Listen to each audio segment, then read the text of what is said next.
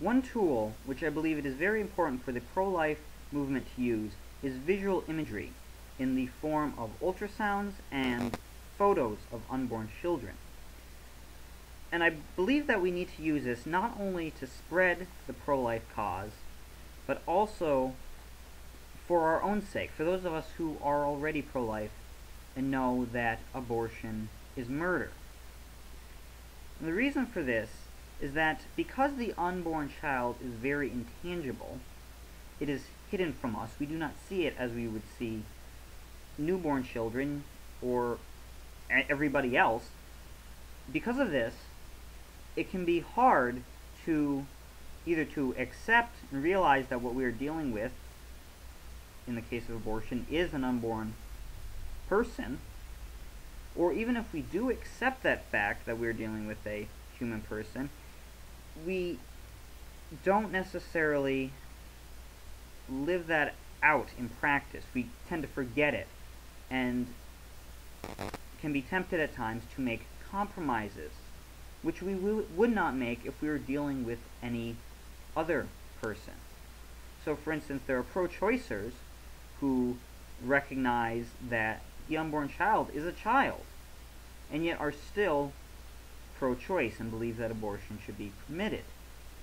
And there are pro-lifers who, while they truly believe, truly accept that this is a human being, make exceptions in which they would, in which they believe abortion can be permitted, or otherwise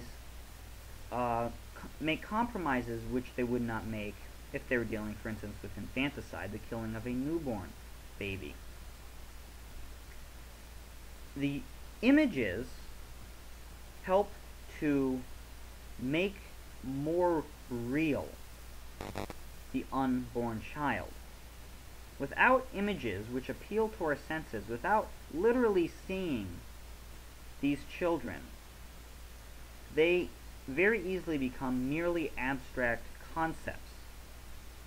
And because of this, we can more easily make exceptions and compromises. These images help us to more fully and completely grasp what we're dealing with and what we have already intellectually and as an abstract concept accepted. And I believe if more people, pro-choice and pro-life, saw these images